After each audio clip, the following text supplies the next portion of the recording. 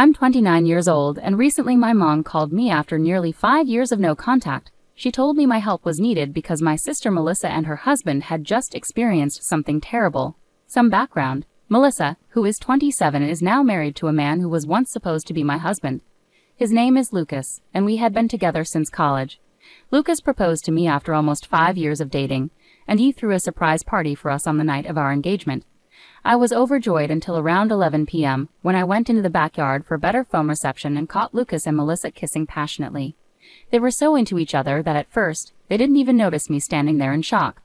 I couldn't believe Lucas would betray me like that after almost 5 years together, especially on our engagement night. When they finally noticed me, they quickly pulled apart, but the damage was done. I ran to my car, drove to the nearest hotel, and tried to process what I had seen. Then Melissa texted me, apologizing but saying she loved Lucas, and that this had been going on for a long time.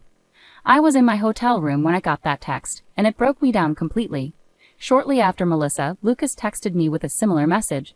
He admitted he only proposed to me hoping it would help him forget Melissa, but it didn't work.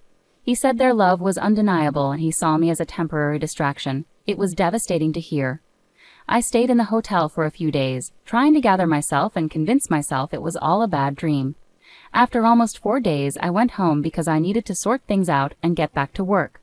When I returned, I found out my family had been living with Lucas the whole time, waiting for me. It would have been heartwarming if not for the circumstances of my departure. Everyone had tried to reach out to me while I was gone, but I hadn't responded to anyone. So when I finally showed up, it was chaos. Everyone greeted me warmly when I returned home, even Melissa. She hugged me tearfully, but I was too overwhelmed to react. After the initial chaos settled, I told them I was back only to gather my things and leave for good. Lucas had been quiet until then, but when I mentioned moving out, he spoke up. He said there was no need for me to leave because he had already packed his things. He planned to move in with Melissa now that everything was out in the open. When I returned home, my family seemed oddly cheerful despite the painful situation. They were all smiling, even though I couldn't find anything to smile about. Melissa and Lucas stood together awkwardly, looking sad yet smiling. I couldn't hold back anymore and asked my family why they were smiling. To me, Melissa had just ruined my engagement and taken away my boyfriend of nearly 5 years. There was nothing funny or sweet about it. My mother spoke up then, saying they couldn't change the past but could accept the future. They believed Melissa and Lucas were meant to be together, despite how their relationship started with cheating. They expressed regret but hoped I could understand and accept that this was the best outcome. Melissa apologized tearfully for falling in love with my boyfriend and wished she could have told me sooner. They claimed they were deeply in love and wanted to be together forever. Then, right in front of me, they kissed. My mother even wiped a tear away. I couldn't handle it anymore and told them their behavior was disgusting, not sentimental. To my surprise, my family got annoyed with me. They said I was being bratty and making it all about myself instead of being happy for my sister. I was shocked and demanded everyone leave my house. I couldn't believe they were defending Melissa and Lucas and making me out to be the bad one. My father even told me to stop acting like a child and accept what had happened. They acted like I should celebrate my sister finding her soulmate instead of feeling hurt and betrayed. It was all too much for me to handle.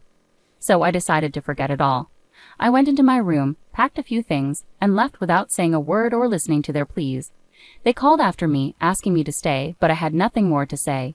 It was painfully obvious that they cared more about Melissa's happiness than about me or what was fair. They were so focused on justifying Melissa's actions that they forgot I had feelings too. After that day, my family tried reaching out to me multiple times, but I ignored them because I didn't feel they deserved a response.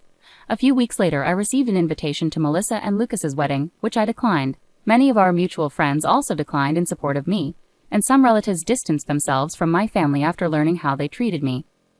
It's been 5 years now, and I've mostly cut them out of my life completely. Occasionally, they've tried to reconnect by sending birthday or New Year wishes, but I've always ignored them. I didn't block them, but I removed them from my social media to keep my life private. I wanted them to see that I was doing well and perhaps feel jealous. It was petty, but it felt justified after what happened. Until recently, I hadn't kept up with what they were doing. About 4 days ago, my mother called from an unknown number. I almost hung up, but she begged for a chance to talk because they were in urgent need of help. I agreed to talk to her briefly because she sounded genuinely distressed, and I couldn't ignore her in that moment. She explained that Melissa and Lucas had started their own business a few years ago, but it was failing miserably. Their investors were pulling out because the business wasn't making any profit. They tried borrowing more money, but that only worsened their financial situation. Now they were drowning in debt and being chased by loan sharks, Everyone from their employees to their investors and lenders was pressuring them. My mother knew I lived a comfortable life and was desperate, so she turned to me as a last hope. She begged me to loan Melissa and Lucas around $75,000 to help them clear their debts. So my mother was asking for help on behalf of Melissa and Lucas. I questioned why Melissa herself didn't reach out and why my mother was acting as a messenger. She explained that Melissa and Lucas didn't want her to involve me directly, likely because of what happened 5 years ago. Melissa wasn't ready to accept help from me, but my mother didn't know anyone else who could provide such a large sum quickly. Months had passed and Melissa and Lucas were struggling to make ends meet. My parents and even Lucas's family were doing all they could to support them, but it wasn't enough. Everyone had to think about their own financial security, especially since most in our family were retired, including Lucas's parents. With no other options, my mother called me for help. I could afford to help them, but I didn't want to. Melissa was right not to ask me directly for help. After what they did, they lost any right to make demands from me. I told my mother I couldn't and wouldn't help Melissa and Lucas. She was upset and said I was being cruel, urging me to think about our family. I pointed out that Melissa and Lucas hadn't thought about me during their affair, and our family hadn't considered me when supporting them. I had worked hard for my current position and wasn't going to give $75,000 to people who didn't deserve it. My mother started crying, accusing me of being selfish. She warned that Melissa and Lucas would face serious trouble without my help. I replied that I couldn't change my mind and ended the call. Since then, my mom has been texting me nonstop, begging me to change my mind and help my sister. She says I shouldn't seek revenge and that Melissa's situation is dire. If I don't help now, I might regret it later. It's really overwhelming, and I don't know how to respond without feeling like the bad guy. Am I wrong for not wanting to financially support my sister after she stole my fiancé 5 years ago? Update. So I finally decided to block my family. I should have done it years ago, but I kept them around partly so they could see what I was up to and partly out of fear that I might regret cutting them off if something bad happened to them. Now I realize I don't care anymore. Refusing to help my sister financially isn't about being petty, it's practical. They've already wasted a lot of money, and even if I gave them $75,000 now, I doubt they could pay it back. It's a substantial sum, and even with my resources, it's not something I can give away without expecting repayment. If it were a close friend, I'd expect the same. I talked to some friends about it, and they agreed that not giving them money was the right call. It's not about revenge, but about being realistic. Now that I've blocked my mother, I don't have to deal with her trying to guilt-trip me anymore, so I feel relieved. Update 2. Hey everyone, something major happened today. While I was at work, my neighbor called to say there was a couple outside my house causing a scene and demanding to talk to me. They'd been at it for about an hour. Reluctant to leave work, I asked my neighbor to describe them. Deep down, I already knew who it was. She described them, and it was confirmed. They were Melissa and Lucas waiting for me at home. My neighbor insisted I come home to handle the situation as she didn't trust that Melissa and Lucas were up to any good. Given their history, I agreed. I thanked her and drove home immediately, not wanting to risk them getting inside my house. When I arrived about 15 minutes later, I found them trying to pick the lock. I pulled up and demanded to know what they thought they were doing. I attempted to call the police, but Lucas quickly knocked the phone out of my hand. Melissa approached and claimed they just wanted to talk and weren't there to take anything, at least not at that moment. I told them to speak quickly and made it clear they wouldn't be coming inside. They agreed to talk in the yard, which was a relief since inviting them in didn't seem safe given their apparent hostility. I told them to make it quick and that they shouldn't expect me to invite them inside. They agreed to talk in the yard, which was a relief given their hostility. Melissa began by saying my mother had informed her about our phone call and how I had ignored their texts and blocked them all. She accused me of being unfair, saying it had been 5 years and I should be over it by now. She claimed I was acting out for attention and said she felt insulted by my refusal to help them. That's why she was there to talk. Melissa explained that she had managed to get the money for now by selling their house and jewelry, but there was a strong chance she might need more in the future. She wanted to ensure she could rely on me for help if needed. I told her that no, she couldn't count on me for anything because I hated her and her husband with a passion. I was so angry that I said it was taking a lot of restraint not to hit her, so they should leave. Lucas then demanded I sign a document promising to give them money in the future. I told them they were insane if they thought they could manipulate me into signing anything under pressure. I demanded they get out, but Melissa pushed me and said I owed them because they were family.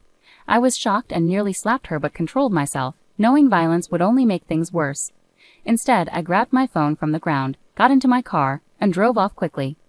Since I had left the engine running, it didn't take long to get a head start. They didn't chase me on foot but stayed at my house, which was unfortunate. As soon as I was a safe distance away, I called the police and explained the situation.